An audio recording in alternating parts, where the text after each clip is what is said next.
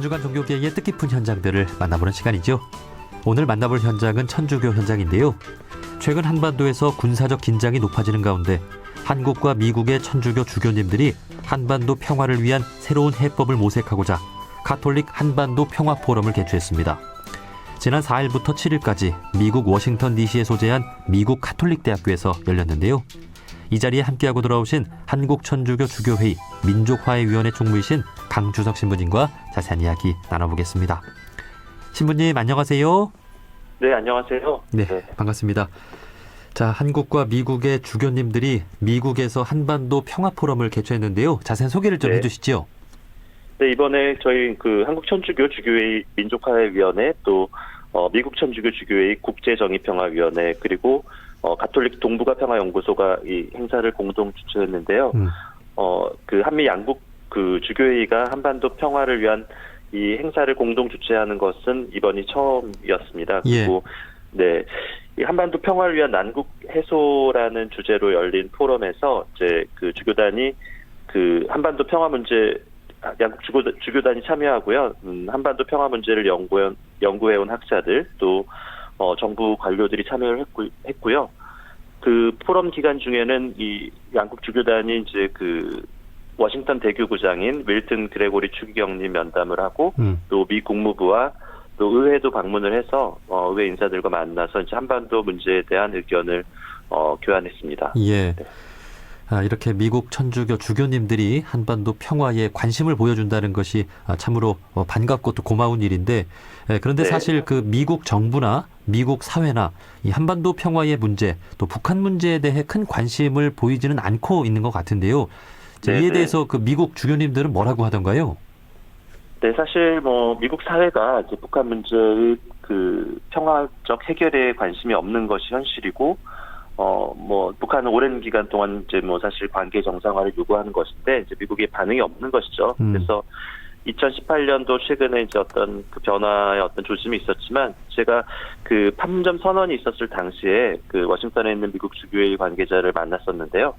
오히려 이때 이제 북한 인권 문제는 어떻게 하느냐, 또 트럼프 대통령 재임 기간에 이런 일이 벌어진 게 아이러니하다, 이제 이런 반응들을 들었던 기억이 있습니다. 네. 그래서 미국에서 이제 북한은 단순한 어떤 적국이 아니라 그걸 넘어서 이제 악마화되어 있다 이런 평가가 있고요. 악마는 이제 대화의 상대가 아니기 때문에 북한 문제를 평화적으로 풀려는 노력이 별로 없다. 저는 이제 원인을 그렇게 보고 있습니다. 그래서 악마의 어떤 문제가 있는 것인데 이제 사실 그리스도교 종교적인 요인이 여기에 이제 작용을 한다고 보고 있습니다. 그래서 이 종교인들이 정말 이 한반도 문제의 어떤 역할을 하는 것이 중요하다 이렇게 보고요. 미국 주교님들 역시 이제 사실은 한반도 상황에 대해서 그 전에 큰 관심이 있었다고 이제 보기는 어렵지만 이번 포럼을 통해서 이제 공부를 많이 하시고 참여하셨다는 그런 인상을 받았습니다. 네. 사실 우리 남한 사람들도 북한을 바라보는 입장이 다양하죠.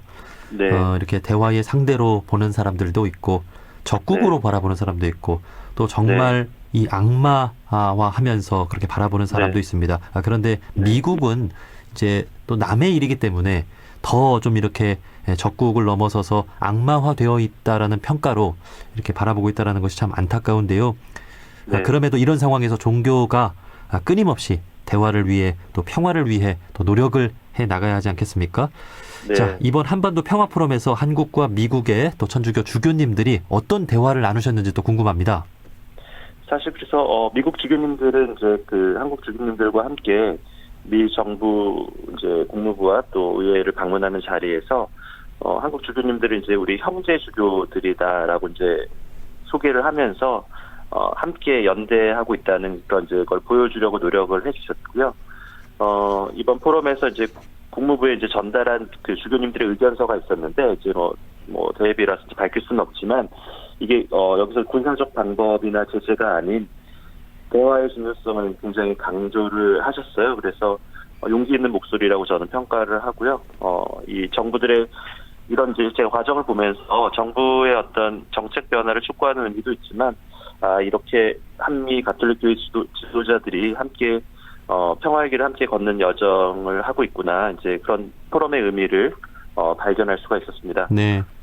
특히 이제 그 포럼 기간 중에 이제 발제하신 분 중에 미국 주교님들을 이제 자문하는 역할을 이제 하시는 분 중에 그 미국 가톨릭 대학교에 이제 메리앤 쿠시마노 러브 교수라는 분이 있는데요. 이분이 현지 언론과 인터뷰에서 이제 그 이번 행사의 의미가 우리가 평화를 위한 선택권을 넓히는 것에 있다 이렇게 말하면서 그동안에 우리가 미국의 이제 대북 정책이 정말 충분한 숙고가 있었는가, 그동안 이제 군사 옵션과 경제 제재를 반복했는데 이게 작동하지 않았다는 사실을 지적을 하면서 변화가 있어야 된다. 이제 이런 얘기를 하시면서 우리가 뭐 같은 일을 반복하면서 다른 결과를 기대하는 것이 이제 어리석은 게 아니냐 이런 말들이 있잖아요. 네. 이 말을 인용을 하면서 북한 대북 정책에서 미국이 변화가 있어야 된다 이제 이걸 주장했던 것이 인상적이었습니다. 네. 네. 그동안 강경 대북 정책이 일관되게 진행되어 왔죠. 그런데 이것을 네. 한번 변화를 줄 필요도 있지 않냐라는 말씀을 해주신 거죠. 예. 네. 네. 그 미국 사회는 특히 개신교가 주류를 이루는 것으로 알고 있는데요. 그 혹시 미국에서도 개신교와 카톨릭 간에 이제 그리스도교 전체의 어떤 교류와 협력도 잘 되고 있습니까?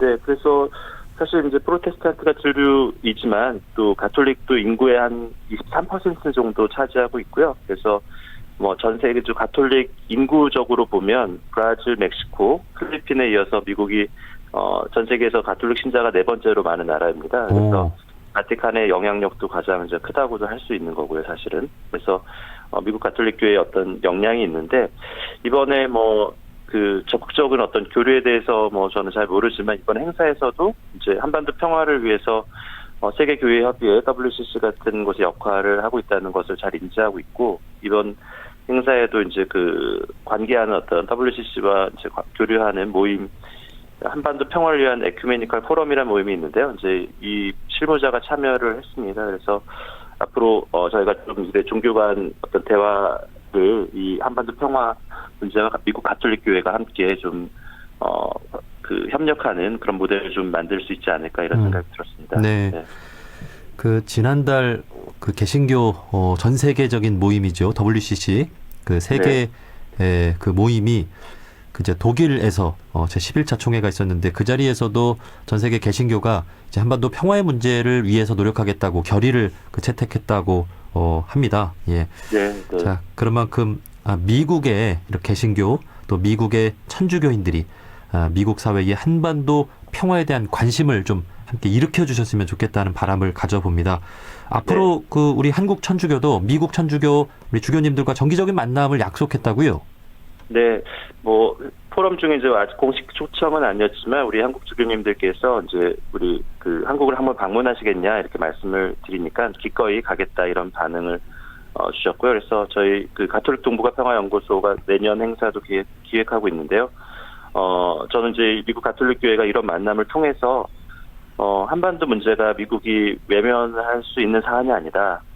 미국의 어떤 미국이 당사국이고 미국이 북한과 아직 전쟁을 끝내지 못했다는 사실을 또 미국 가톨릭 교회가 인지하는 것에서부터 이제 한반도 평화를 위한 새로운 출발이 시작될 수 있다 이렇게 보고 있습니다. 네. 그 내년에 우리 미국의 주교님들이 한국을 방문하면 그 일정도 참 기대가 되는데 그 중에서도 네. 우리 한국 천주교에서 그 좀 전방에 가서 기도도 하고 좀 그러지 않았습니까? 네네. 우리 미국 주교님들이 함께 그곳에 가서 좀 북한 땅도 바라보고 그럴 수 있는 기회가 있다면 좀 좋지 않을까 그런 생각도 해봅니다. 네, 그런 게 꼭 필요할 것 같습니다. 직접 와서 현장을 하여튼 보시는 것이 큰 의미가 있고요. 미국이 북한과 대치하고 있는 상황, 남한이 대치하고 있지만 또 미군이 대치하고 있는 상황을 직접 확인하시는 게 필요할 것 같습니다. 네. 이제 아무래도 우리 주교회의 총무를 맡고 계신 우리 신부님의 또 역할이 크지 않을까 또 생각이 또 드네요. 예. 자, 그런데 최근 북한의 잇따른 미사일 발사로 많은 분들이 우려하고 있습니다. 자, 끝으로 우리 정부나 시민들에게 좀 당부하고 싶은 말씀이 있으실까요? 아까도 말씀 나왔지만 이제 북한에 대한 신뢰가 없는 것은 미국뿐이 아니라 우리 남한도 그 북한에 대한 신뢰가 없는 분들이 너무 많고 두려움과 어떤 그 미움이 있죠. 그래서 네. 이런 현실이 분명히 있는 것이고요. 이 현실이 어떻게 이루어진 것인지를 잘 보기 위해서는 우리가 역사를 좀 제대로 볼 필요가 있다. 저는 이제 평소에 그런 생각을 많이 하는데요. 지금도 이런 위기가 원인이 무엇인지 근본적인 어떤 그 물음을 이제 던지지 않고 이제 피상적인 현상을 보면서 더 강경하게 군사적인 대응을 해야 한다. 이제 이런 주장들도 있는데요. 좀 진지하게 정치인들도 어떻게 보면은 그 대중적인 어떤 그 인기에만 영합할 것이 아니라 좀 진지하게 이 문제를 바라봤으면 좋겠다 이런 생각이 듭니다. 그래서 역사적으로도 우리가 동서냉전 시대에 미국과 소련이 정말 핵무기 경쟁은 그게 그 극도까지 치달았었고 서로 뭐 3만 개, 뭐 4만 개 정말 수없이 많은 핵무기가 있었는데 안전한 상황이 아니었거든요. 그렇게 많은 핵무기가 있어서 안전했던 것이 아니라 오히려 서로 적대했기 때문에 핵전쟁의 공포를 안고 살았던 시대였다는 것을 기억하면 지금 현실에서 우리가 어떻게 대응해야 되는지 좀 살펴볼 수 있지 않을까 이런 생각이 듭니다. 네. 그 과거에 돌이켜보면 정말 지금보다 훨씬 더 심각했던 상황도 분명히 있었죠. 네. 네. 그럼에도 잘 극복이랄까요? 이겨내고 네. 상황이 좋아진 우리가 역사를 볼 수가 있습니다. 자, 극도로 상황이 악화되어 가는 것 같지만 이것이 또 어떤 또 좋은 기회를 만들어낼 수도 있는 그런 상황이 올 수 있다라는 것을 우리가 알고 특히 종교가 희망을 좀 만들어낼 수 있었으면 좋겠습니다. 네, 그렇습니다. 여기까지 말씀 듣겠습니다. 한국천주교 주교회의 민족화해위원회 총무이신 강주석 신부님과 말씀 나눠봤습니다. 신부님 오늘 말씀 고맙습니다. 네, 감사합니다. 네.